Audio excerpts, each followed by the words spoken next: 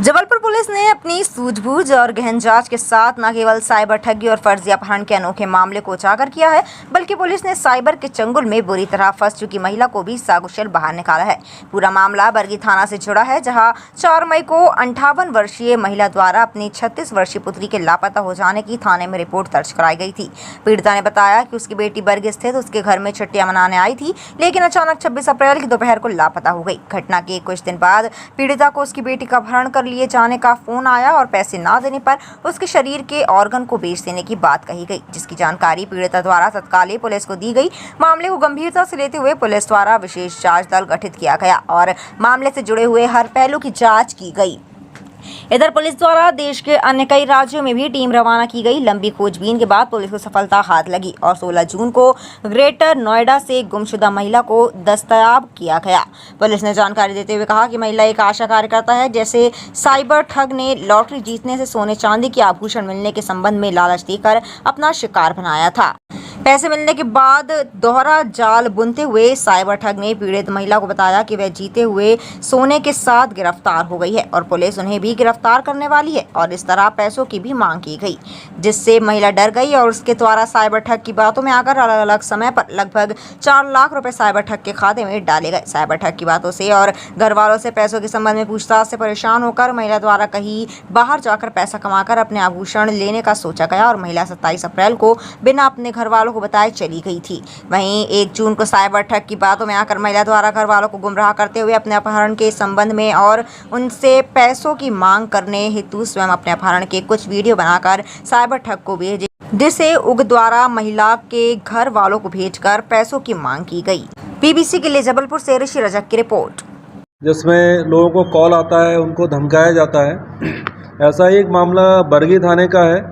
बरगी थाने में निवासरत एक 35 वर्ष की करीब 38 वर्ष की महिला है। उसको एक कॉल आता है कि तुम्हारा जो है लॉटरी में सोना तुम्हारा निकला है और तुमको दिया जा सकता है। तो ये साइबर ठगों के बातों में वो महिला आ गई और उसने उनकी बातों में आके, जैसा हम लोग बोलते हैं कि आप कुछ पैसा जो है पहले जमा करिए तो फिर हम जो है भिजवा रहे हैं, उस पर पैसा लगेगा, फिर यहाँ लगेगा, फिर उसके बाद वो जो है कस्टम में वो सोना पकड़ा गया है, अब वो पुलिस में तुम्हारा भी नाम आ गया है, अब तुमको भी पुलिस गिरफ्तार करेगी। ऐसा करके इस महिला से करीब कितना 2.5-3 लाख रुपए, 4 लाख रुपए इस महिला से ले लिए। और महिला कोई बहुत अच्छे घर की नहीं है, बरगी के गांव में रहने वाली है। तो इसने पहले तो अपने जेवर, फिर रिश्तेदारों के जेवर, फिर लोगों से उधार मांग मांग के अपनी सास से, अपने पति से और सबसे दुनिया से जो है पैसा इकट्ठा करके दे दिया। अब उसके बाद ये महिला उनकी बातों में इतना आ गई कि उन साइबर ठगों ने बोला कि हमको तो पुलिस ने पकड़ा हुआ है, अब तुम हमको बचाने आओ और पैसा दो। तो ये महिला घर छोड़ के चली गई। यहाँ इसके घर वालों ने देखा कि ये नहीं है तो उसका गोमिंसान कायम करवा दिया। उसके बाद साइबर ठगों ने इस महिला का ब्रेन वॉश किया और बोला कि तुम अपने घर वालों को ये बोलो कि तुम्हारा जो है अपहरण हो चुका है। तो ये महिला ने जो है अपने खुद के वीडियो बनाए और ये दिल्ली, सूरत, उज्जैन, लुधियाना और पंजाब, अमृतसर सब जगह घूम रही है, अलग अलग जगह, और इन साइबर ठगों की बातों में आके वीडियो खुद के बना रही है और इनको साइबर ठगों को भेज रही है। साइबर ठग जो है वो वीडियो इसके घर वालों को भेज रहे हैं और साइबर ठग धमकी दे रहे हैं कि अगर तुम लोगों ने और पैसा नहीं दिया तो इस महिला को जो है काट दिया जाएगा, काट के बरगी में फेंक दिया जाएगा। मतलब आप सोचिए किस तरह से ये घटनाएँ होती हैं। और इसके घर वालों ने इसकी रिपोर्ट करी, पुलिस ने गंभीरता दिखाते हुए अपराध कायम करा किसी महिला को फिरौती के लिए पकड़ने का और इसकी तलाश करते रहे। इस बीच हाईकोर्ट में भी रेट लग गई कि इस महिला का अपहरण हो गया है। तो टीआई बरगी और चौकी प्रभारी हैं बरगी, ये लोग लगातार लगे रहे। टीआई बरगी करीब करीब 10-12 दिन दिल्ली और आसपास घूमते रहे। टीमें गुजरात में, राजस्थान में, अलग अलग क्षेत्रों में गई इस महिला की तलाश में। जिन जिन नंबरों से कॉल आता था उसको सर्च करने के लिए, और सीएसपी बरगी इसको लगातार मॉनिटर करते रहे। और इन सब अथक प्रयासों से फिर ये महिला मिल गई। महिला को बरामद करके वापस ले आया गया है। साइबर ठगों से तो कभी वो मिल नहीं पाई, बस वो फ़ोन पे ही जो है उसको गुमराह करते रहते थे और उसके परिवार वालों को धमकी देते रहते थे। महिला कहाँ से मिली? महिला ग्रेटर नोएडा दिल्ली में मिली है। सर कितनी राशि उसने जो ट्रांजैक्शन के दौरान उनके पास पहुंचा? 4 लाख रुपए से ऊपर वो उनको दे चुकी थी और अभी भी उनके वो पूरी तरह से ब्रेन वॉश थी कि अगर हमें और पैसा दे देंगे तो हमको सोना भी हमारा मिल जाएगा और वो बेचारे जो हैं वो जेल में बंद हैं वो छोड़ जाएंगे साइबर फ्रॉड करने वाले। कैसे पहुंची, किसके पास थी, कहाँ रहती? ये क्या करती थी, कहीं किसी के पास नहीं रहती थी, ये लोगों को फ़ोन करती रहती थी। जो इससे बात करने लग जाता था उससे पैसे मांगने लग जाती थी।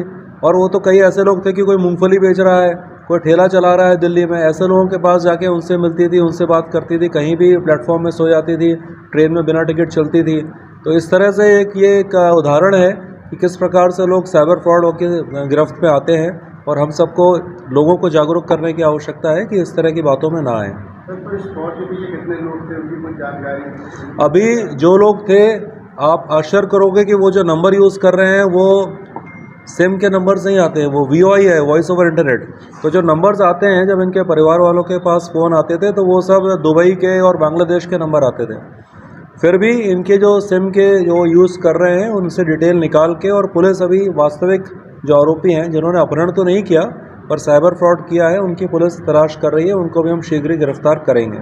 तो लगातार इस तरह के मामले आते हैं, लेकिन कहीं ना कहीं जो अपराध, साइबर अपराध करने वाले लोग वो पुलिस की पकड़ से अभी भी दूर रहते हैं। क्या वजह है इसमें? इसकी वजह बहुत स्पष्ट है कि ये लोग अपनी पहचान छिपा के रखते हैं, अपने नाम से सिम यूज़ नहीं करते हैं, और जैसे मैंने बताया GSM कॉलिंग नहीं करते हैं।